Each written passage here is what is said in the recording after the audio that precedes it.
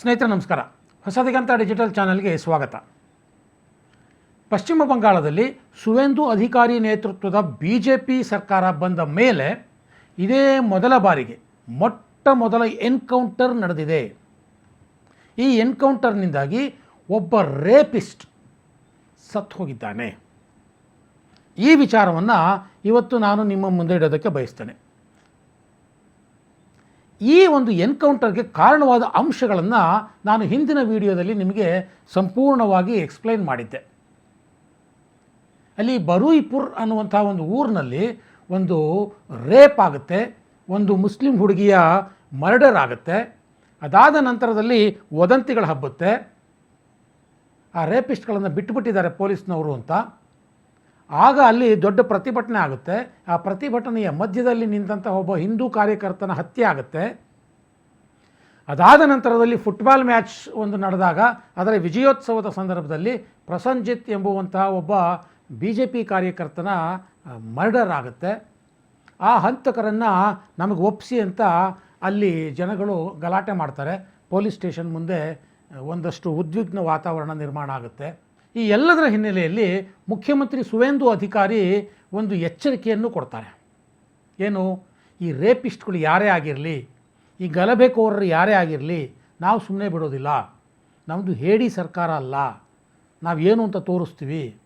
ರೇಪಿಸ್ಟ್ಗಳಿರಲಿ, ಈ ಗಲಾಟೆ ಮಾಡಿದವರು ಇರಲಿ, 200 ಜನರನ್ನು ನಾವು ಪತ್ತೆ ಹಚ್ಚಿದ್ವಿ, ಅವರಿಗೆ ಸರಿಯಾದ ಪಾಠ ಕಲಿಸ್ತೀವಿ ಅಂತ ಸುವೇಂದು ಸರ್ಕಾರಿ ಹೇಳ್ತಾರೆ. ಅದನ್ನು ನಾನು ಹಿಂದಿನ ವಿಡಿಯೋದಲ್ಲಿ ಹೇಳಿದ್ದೆ.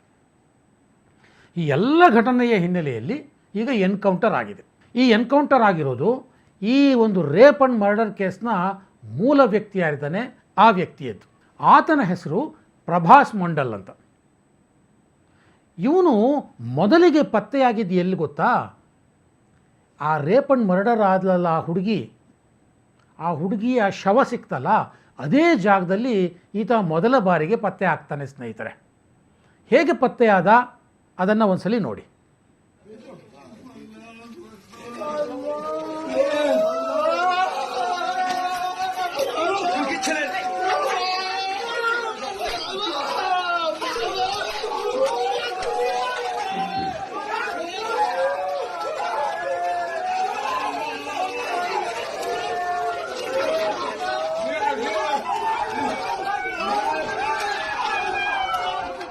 ನೋಡಿ, ಹೀಗೆ ಪತ್ತೆ ಆದ್ನಲ್ಲ, ಈತನೇ ಎನ್ಕೌಂಟರ್ ಆಗಿರೋದು. ಇವನ ಹೆಸರೇ ಪ್ರಭಾಸ್ ಮಂಡಲ್. ಇವನು ಅಲ್ಲಿ ಪತ್ತೆಯಾದ ಜಾಗದಲ್ಲೇ ಆ ಒಂದು ಶವವು ಸಿಕ್ಕಿದ್ದು. ಇವನನ್ನು ಪತ್ತೆ ಮಾಡಿ ಪೊಲೀಸ್ನವರಿಗೆ ಯಾರು ಒಪ್ಪಿಸಿದ್ರು ಗೊತ್ತಾ? ಇವನನ್ನು ಪೊಲೀಸ್ನವರಿಗೆ ಒಪ್ಪಿಸಿದ್ದು ಶಂತನು ಮಂಡಲ್ ಅಂತ. ಆತ BJP ಕಾರ್ಯಕರ್ತ. ಅವನು ಹೇಗೆ ಈತನನ್ನು ಕರ್ಕೊಂಡು ಬಂದು ಪೊಲೀಸ್ನವರಿಗೆ ಒಪ್ಪಿಸ್ದ ಅದನ್ನು ಒಂದು ಸಲ ನೋಡಿ. ছেড়েছিলাম, পোস্ট করেছিলাম। আজকে একটা আসামিকে প্রথমে জেরা করার জন্য ধরা হয়েছিল। জিজ্ঞাসাবাদ করার পরে অনেক তৎপরতার সামনে ওকে নিয়ে পরে এসেছিলাম। পরে এসে খুব মর্মান্তিক ঘটনা। ನೋಡಿ, ಹೀಗೆ ಈ ಶಂತನು ಮಂಡಲ್ ಪೊಲೀಸ್ನವರಿಗೆ ಒಪ್ಪಿಸಿದ್ದಾನೆ ಈ ಹಂತಕನನ್ನು. ಆದರೆ ಅಲ್ಲಿ ವದಂತಿ ಏನು ಹಬ್ಬಿಬಿಡ್ತು ಅಂತಂದರೆ, ಈ ಶಂತನು ಮಂಡಲಿಂದಾಗಿಯೇ ಹಂತಕರನ್ನು ಪೊಲೀಸ್ನವರು ಬಿಟ್ಟು ಕಳಿಸ್ಬಿಟ್ಟಿದ್ದಾರೆ ಅನ್ನುವಂಥ ಒಂದು ವದಂತಿ ಹಬ್ಬಿತು. ಹಾಗಾಗಿಯೇ ಅಲ್ಲಿ ದೊಡ್ಡ ಮಟ್ಟದ ಗಲಭೆ ಆಯಿತು, ಲಿಂಚಿಂಗ್ ಎಲ್ಲ ಆಯಿತು. ನೀವೆಲ್ಲ ದೃಶ್ಯಗಳನ್ನು ನೋಡಿದ್ದೀರಿ. ಸಾಕಷ್ಟು ಸಾವಿರಾರು ಸಂಖ್ಯೆಯಲ್ಲಿ ಸೇರಿ ಒಬ್ಬನನ್ನು ಹತ್ಯೆ ಮಾಡಿಬಿಟ್ರು. ಆತನ ಹೆಸರು ಇಂದ್ರಜಿತ್ ಮಂಡಲ್ ಅಂತ. ಪಾಪ ಅವನು ಸತ್ತು ಹೋಗ್ಬಿಟ್ಟ. ಕೊನೆಗೆ ಆ ಮಾಬ್ ಆಕ್ರೋಶ ಯಾವ ಮಟ್ಟಕ್ಕೆ ಹೋಯಿತು ಅಂದರೆ, ಈ ಶಾಂತನು ಮಂಡಲ್ ಇದ್ದಾರಲ್ಲ, ಈ ಹುಡುಗ ಇದ್ದಾನಲ್ಲ, ಇವನ ಮನೆಗೆ ಬೆಂಕಿ ಹಚ್ಚಿಬಿಟ್ರು. ಆ ವಿಜುವಲನ್ನು ನೋಡಿ.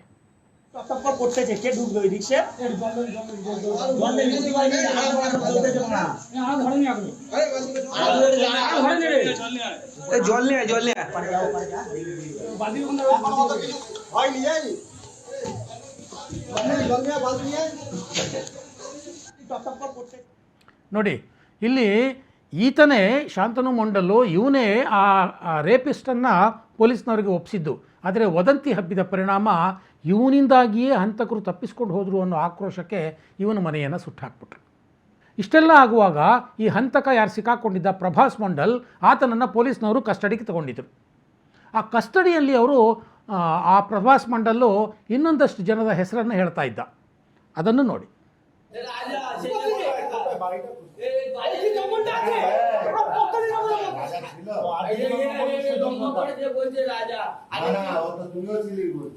আমি ছিলাম নি স্যার, আমার ধর্মগত বলে তুমি কি করে জানো সেই কিনে সাদা যাচ্ছে আমি দেখেছি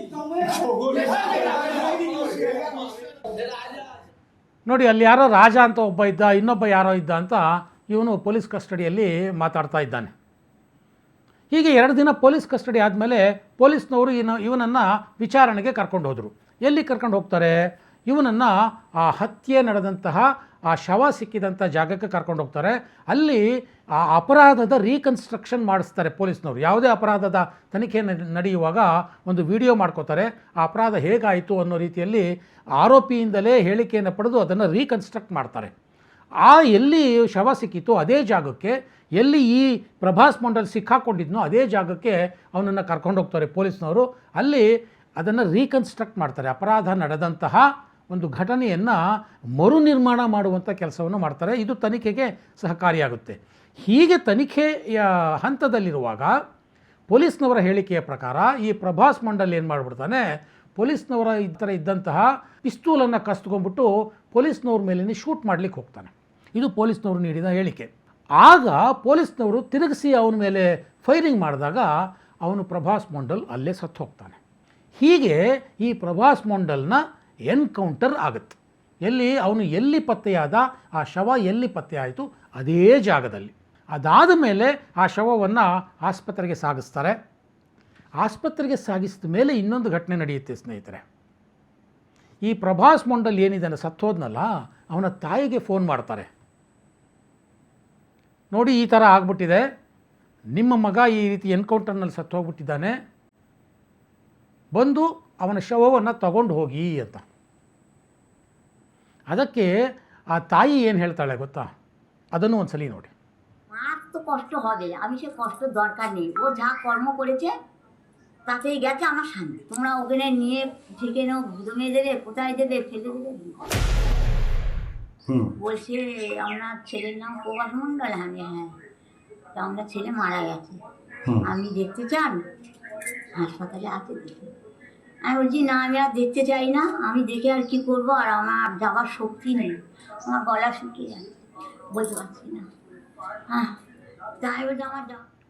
ನೋಡಿ, ಇಲ್ಲಿ ಆ ತಾಯಿ ಹೇಳ್ತಾ ಇದ್ದಾಳೆ, ನನ್ನ ಮಗ ಒಂದು ಪಾಪದ ಕೆಲಸ ಮಾಡಿದ್ದಾನೆ, ಅವನ ಕರ್ಮ ಅವನು ಅನುಭವಿಸ್ದ, ನಾನು ಅವನ ಮುಖವನ್ನು ನೋಡೋದಿಲ್ಲ, ಅವನ ಶವವನ್ನು ತಗೊಳ್ಳೋಕೆ ಹೋಗೋದಿಲ್ಲ, ನನಗೆ ಮಗ ಹುಟ್ಟಿದ್ದ ಅನ್ನೋದನ್ನೇ ನಾನು ಮರೆತು ಬಿಡ್ತೀನಿ ಅಂತ ಆ ತಾಯಿ ಹೇಳ್ತಾ ಇದ್ದಾಳೆ. ಆ ತಾಯಿ ಕರುಳು ಎಷ್ಟು ನೊಂದಿರಬೇಡ ಇಂಥ ಮಕ್ಕಳನ್ನು ಹೆತ್ತರೆ. ಸೊ ಇಲ್ಲಿ ಒಂದು ಸ್ಪಷ್ಟವಾದ ಸಂದೇಶ ಏನು ಹೋಗ್ತಾ ಇದೆ ಅಂತಂದರೆ, ಭಾರತೀಯ ಮಹಿಳೆಯರು ಇರಬೇಕಾದ್ದು ಹೀಗೆ ಅಂತ. ತನ್ನ ಮಗ ತಪ್ಪು ಮಾಡ್ದ ಅಂದಾಗ ಆತನಿಗೆ ಶಿಕ್ಷೆ ಆಗಲಿ ಅಂತ ಹೇಳ್ತಾಳಲ್ಲ ತಾಯಿ, ಆಕೆ ನಿಜವಾದ ತಾಯಿ. ಹಾಗೆ ಆ ತಾಯಿ ಹೇಳಿದ ನಂತರದಲ್ಲಿ ಆ ಶವವನ್ನು ಪೊಲೀಸ್ನವರು ಅವರಾಗವರೇ ಅದನ್ನು ದಫನ್ ಮಾಡ್ತಾರೆ. ಇಲ್ಲಿ ಒಬ್ಬ ಎನ್ಕೌಂಟರ್ನಲ್ಲಿ ಹತನಾಗಿದ್ದಾನೆ, ಆದರೆ ಇನ್ನೂ ಹಲವಾರು ಜನ ಪೊಲೀಸ್ ಕಸ್ಟಡಿಯಲ್ಲೂ ಇದ್ದಾರೆ, ಇನ್ನೊಂದಷ್ಟು ಜನ ಪೊಲೀಸರು ಹುಡುಕ್ತಾ ಇದ್ದಾರೆ. ಅವರೆಲ್ಲರನ್ನ ಸುಮ್ಮನೆ ಬಿಡೋದಿಲ್ಲ ಅಂತ ಸುವೇಂದು ಅಧಿಕಾರಿ ಈಗಾಗಲೇ ಹೇಳಿದ್ದಾರೆ. ಒಬ್ಬರ ಸಾವಿನಿಂದಾಗಿ ಈ ಪ್ರಕರಣ ಇಲ್ಲಿಗೆ ನಿಲ್ಲಕೂಡದು. ರೇಪಿಸ್ಟ್ಗಳು ಯಾರ್ಯಾರಿದ್ದಾರೆ ಅವರಿಗೆ ಕಠಿಣ ಶಿಕ್ಷೆ ಆಗಬೇಕು. ಅದಾದ ನಂತರದಲ್ಲಿ ಲಿಂಚಿಂಗಲ್ಲಿ ಇಬ್ಬರು ಕಾರ್ಯಕರ್ತರು ಹತ್ಯೆ ಆದ್ರಲ್ಲ, ಅದಕ್ಕೆ ಕಾರಣರು ಯಾರು, ಅವರಿಗೂ ಶಿಕ್ಷೆ ಆಗಬೇಕು. ಸುವೇಂದು ಅಧಿಕಾರಿ ಸರ್ಕಾರ ಇದೇ ಮೊದಲ ಬಾರಿಗೆ ಎನ್ಕೌಂಟರ್ ಮಾಡಿದೆ. ಮುಂದಿನ ದಿನಗಳಲ್ಲಿ ಈ ಸಂಪೂರ್ಣ ಪ್ರಕರಣದ ತನಿಖೆ ಪ್ರಾಮಾಣಿಕವಾಗಿ ಪಾರದರ್ಶಕವಾಗಿ ನಡೆದರೆ ಆಗ BJP ಸರ್ಕಾರದ ಆರಂಭದಲ್ಲೇ ಒಂದು ಹೊಸ ಭರವಸೆಯನ್ನು ಮೂಡಿಸಿದಾಗತ್ತೆ.